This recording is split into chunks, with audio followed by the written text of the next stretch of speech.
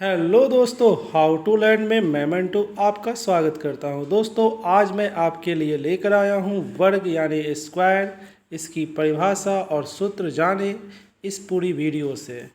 दोस्तों, परिभाषा क्या है उसके बारे में जानें। जैसे परिभाषा में मैं आपको बता रहा हूं, चार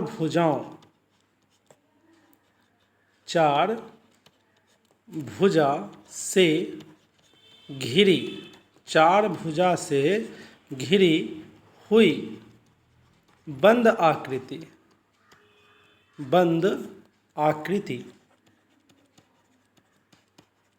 बंद आकृति जिसकी चारों भुजा समान माप की हो,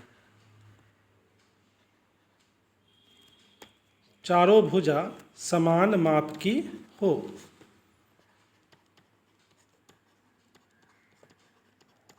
समान माप की हो तथा एक शर्त और है, तथा प्रत्येक कोण 90 डिग्री का हो। वह आकृति वर्ग कहलाती है, वर्ग कहलाती है। दोस्तों, परिभाषा आप समझ चुके होंगे।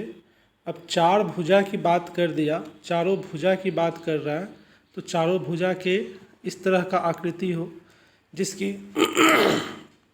जिसकी चारों भुजाएं क्या हो, बराबर हो। ये भी भुजा बराबर हो, ये भी भुजा बराबर हो, ये भी भुजा बराबर हो, ये भी भुजा बराबर हो, और सभी कोण जो हो ना 90 डिग्री का हो। सभी कोण क्या हो, 90 डिग्री का हो। दोस्तों, अगर सभी कोण आपका 90 डिग्री हो और सभी भुजाएं आपस में बराबर हो, तो ऐसी आकृति को हम लोग क्या कहेंगे, वर्ग का संज्ञा देंगे, वर्ग का नाम देंगे। याद रखिएगा दोस्तों।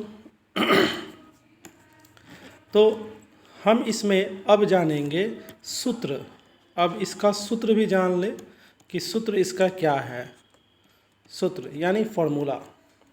जैसे वर्ग तो है ही, अब हम सीधे सूत्र लिख रहे हैं। सूत्र में सबसे पहले हम क्षेत्रफल लेंगे। अगर वर्ग का क्षेत्रफल की बात करें तो सीधी भुजा का स्क्वायर होगा। ये इसकी क्या है, भुजा है, तो भुजा का स्क्वायर, भुजा का स्क्वायर ये हो जाएगा। फिर दूसरा नंबर सूत्र की बात करें तो परिमाप। अब इसकी परिमाप, क्षेत्रफल तो अंदर का हो गया, अंदर का भाग ना, और परिमाप इसका ये वाला भाग होता है पूरा चारों बगल से। तो परिमाप इज इक्वल कितना हो जाएगा, चार भुजाएं हैं तो 4 इंटू भुजा होगा, 4 इंटू भुजा होगा। अब जो है विकर्ण की बात करेंगे। विकर्ण में आप समझ रहे हो, विकर्ण के लिए ये विकर्ण हो गया, इस कोना से इस कोना मिला, विकर्ण हो गया। तो वर्ग की दो विकर्णें होती हैं, तो ये इस विकर्ण की जो है ना लंबाई अगर पूछ देगा तब आप कैसे बोलिएगा, वर्ग की विकर्ण की लंबाई। तो किसी एक विकर्ण का अगर निकल जाएगा तो इसका दोनों विकर्ण क्या होता है, समान होता है। तो इसका हो जाएगा √2 इंटू भुजा। दोस्तों याद रखिएगा, √2 इंटू भुजा।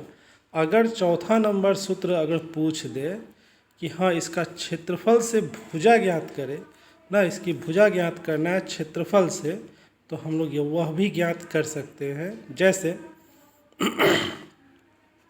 भुजा का सूत्र क्षेत्रफल